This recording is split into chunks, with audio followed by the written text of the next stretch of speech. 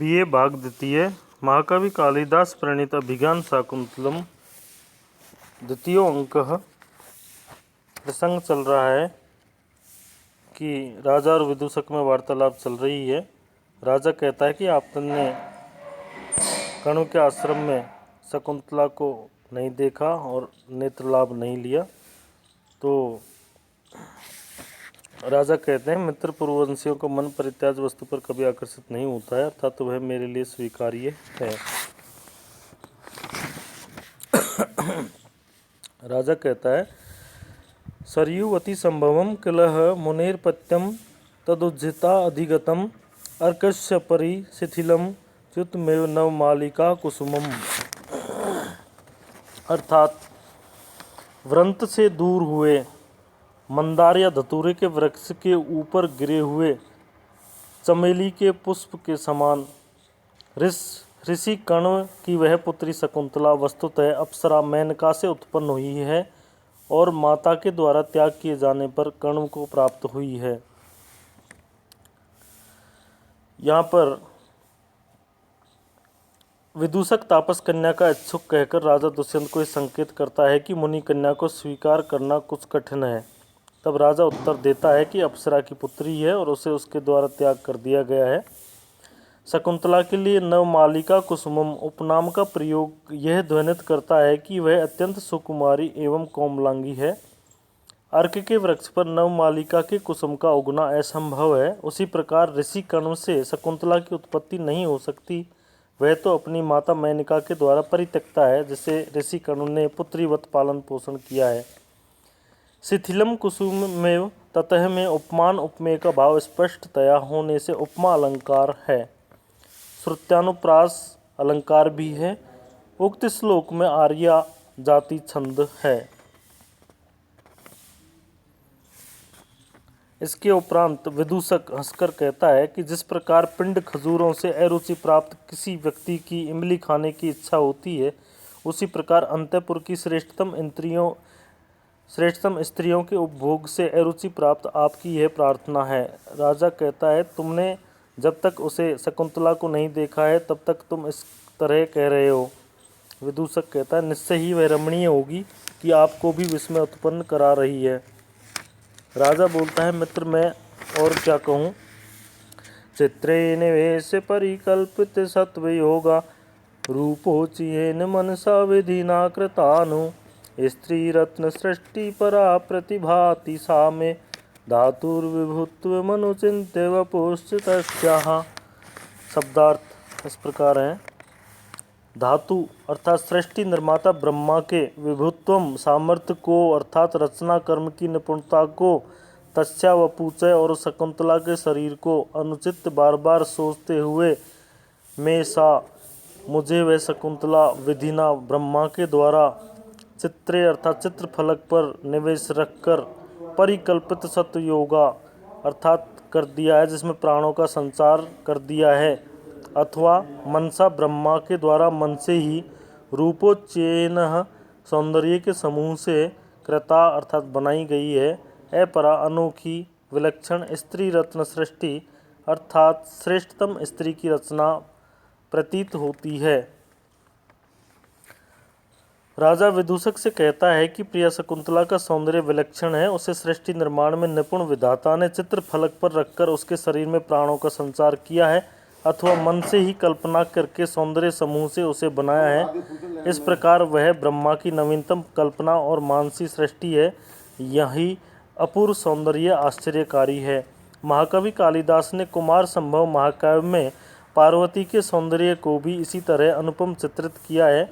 वस्तुतः श्रृंगारी एवं नारी सौंदर्य के उपासक कालिदास की यह शैली उनकी सभी नायिकाओं के चित्रण में द्रष्टव्य है। प्रस्तुत श्लोक में मनसा नु का प्रयोग संदेह को व्यक्त करने वाला होने से संदेहालंकार है।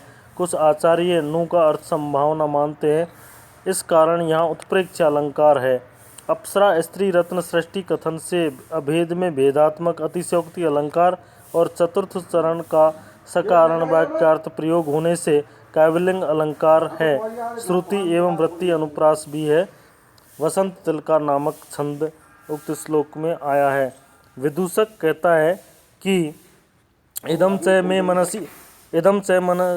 मनसि वर्तते, मेरे मन में तो यह बात है कि अनाघ्रातम पुष्पम किसलय मलूनम करूरह रत्नाविदम रत्नम मधु न मनास्विदित तरसमः अखंडम पुण्यानाम फलमेव च तद्रूप अनधम न जाने भोक्तारम किमेव समुपस्थास्यति विधि।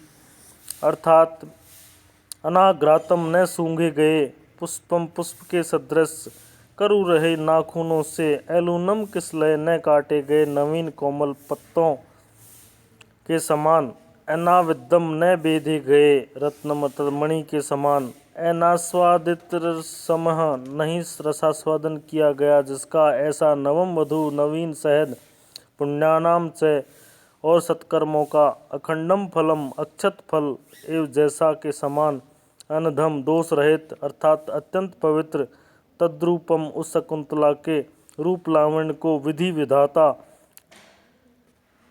किस सौभाग्यशाली को, भोक्तारम उपभोग करने वाला, यहाँ समुपस्थास्यति प्रस्तुत करेगा, न जान ये नहीं जानते। अर्थात न सूंघे गए पुष्प के समान, न भेदे गए रत्न की तरह, नहीं आस्वादित किए गए नवीन मधु के समान तथा सत्कर्मों के अखंड फल के समान दोष रहित उस शकुंतला के सौंदर्य को विधाता किस व्यक्ति को उपभोग करने वाला प्रस्तुत करेगा। अर्थात अनुपम सौंदर्य वाली शकुंतला का उपभोक्ता कौन सौभाग्यशाली व्यक्ति होगा, यह मैं नहीं जानता, अर्थात मुझे ज्ञात नहीं है। प्रस्तुत श्लोक में किमें समुपस्थास्यति इत्यादि कथन से राजा की उत्सुकता एवं प्राप्ति की उत्कट अभिलाषा व्यक्त हुई है। यहाँ अदोष वस्तु से वस्तु ध्वनि है। नायिका के गुणों का कथन होने से गुण संकीर्तन नामक नाट्य लक्षण है। शोभा नामक नायिका अलंकार है। उक्त श्लोक में एव शब्द को पुष्पम आदि सभी उपमानों से जोड़ा गया है, अतः मालोपमा अलंकार है। अनाग्रहात है, अनाविद्य और विशेषण सा भी प्राय प्रयुक्त हुए हैं, इसलिए परिकर अलंकार है। श्रुत्यनुप्रास और वृत्तानुप्रास अलंकार भी है। शिखरणी नामक छंद है, इसका लक्षण पूर्व में दिया गया है। विदूषक आगे कहता है, तब तो इसे आप शीघ्र ही अपना लीजिए, कहीं ऐसा न हो कि इदगुड़ी के तेल से चिकनी खोपड़ी वाले किसी तपस्वी के हाथ में पड़ जाएगी। राजा कहता है कि वह देवी तो पराधीन है, इस समय उसके गुरुजन कर्ण भी यहाँ उपस्थित नहीं है।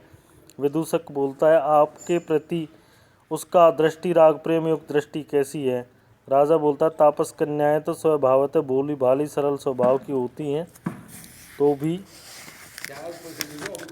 अभिमुखे मयि संहृतमीक्षणम हसित अन्न निमित्त कथोदयम विनय वारित वृत्तिस्तयाः न विव्रतो मदनो न च संव्रत। अर्थात मेरे द्वारा अभिमुखे, अभिमुख अर्थात उसके सामने दृष्टि डालने पर दृष्टि को संहृतम हटा लिया। अन्न निमित्त कथोदयम, अन्य बातों का बहाना लेकर, हसितम हंसी अर्थात अन्य बहाने से हंस जाती थी। अतः इस प्रकार से तया उसने शकुंतला ने विनय वारित वृत्ति, विनयशीलता के कारण रोकी गई प्रवृत्ति वाले मदन अर्थात काम भाव को न विव्रत न तो प्रदर्शित ही किया, न च संव्रत और न छिपाया ही। शकुंतला न तो प्रेम भाव को छिपा रही थी न व्यक्त कर रही थी। इस तरह की शालीनता से उसका मुग्धत्व सूचित होता है। इसमें नव यौवन की चंचलता भी है और मधुर हास्य भी। अतः मुग्धा नवयव कामा तथा ईसच पल नेत्रांतम स्मर स्मेर मुखाम्बुजम लक्षण के अनुसार उसमें मुग्धात्व और प्रथम यौवन लक्षित होता है। यहाँ नायिका के हेला नामक चित्तज विकार का समावेश है। नाना विकार सुव्यक्त है। श्रृंगाराकृति सूचक हाव एव हेला मोटायति नामक गात्रज विकार है।